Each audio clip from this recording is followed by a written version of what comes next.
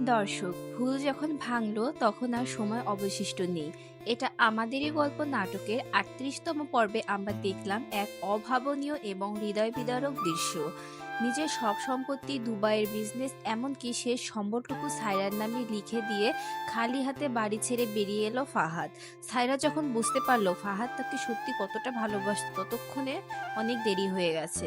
কিন্তু প্রশ্ন হলো, ফাহাদ চলে যাওয়ার পর আগামী পর্বে কি হতে চলেছে? আগামী ২৯তম পর্ব আপনাদের সবাইকে চমকে দিতে চলেছে। প্রিক্যাবের দৃশ্যগুলো থেকে এটা স্পষ্ট যে ফাহাদ চলে যাওয়ার পর সায়রার পরিবারে সেই বিলাসবহুল জীবন আর থাকছে না। যে অহংকার আর ইগো নিয়ে সায়রা এবং তার পরিবার চলতো, তার চরম পতন ঘটতে যাচ্ছে।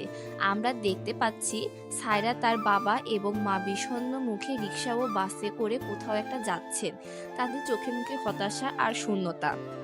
এর মানে হলো ফাহাদের বাড়ি এবং টাকা পয়সা হয়তো আইনি কোনো কারণে তারা ভোগ করতে পারবে না, অথবা অপরাধবোধ থেকে সায়রা নিজে সব ছেড়ে রাস্তায় নেমে এসেছে।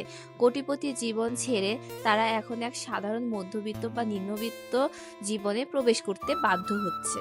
নাটকের সবচেয়ে বড় টুইস্ট আসতে চলেছে এখানেই, যে সামির সায়রার পরিবার কেবল একজন কর্মচারী বা নিচের তলার মানুষ ভেবে অবজ্ঞা করত, বিপদের দিনে সেই সামিরই তাদের পাশে এসে দাঁড়াবে।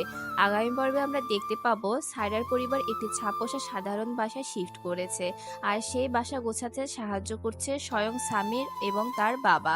শুধু তাই নয়, ফাহাদ ভাই না থাকায় সামির এবার নিজের পায়ে দাঁড়ানোর সিদ্ধান্ত নিয়েছে।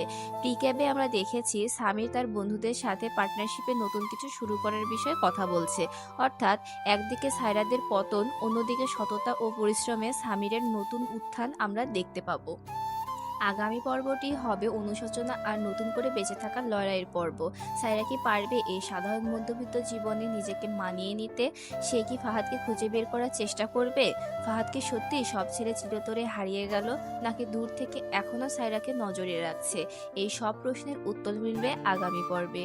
ভালোবাসার মূল্য না বোঝায় যে শাস্তি সায়রা পেল, তা দর্শকের চোখে পানি এনে দিবে, সন্দেহ নেই। আপনাদের কি মনে হয়, সায়রা কি ফাহাদকে ফিরিয়ে আনতে পারবে? কমেন্ট করে জানিয়ে দিন আপনাদের মতামত।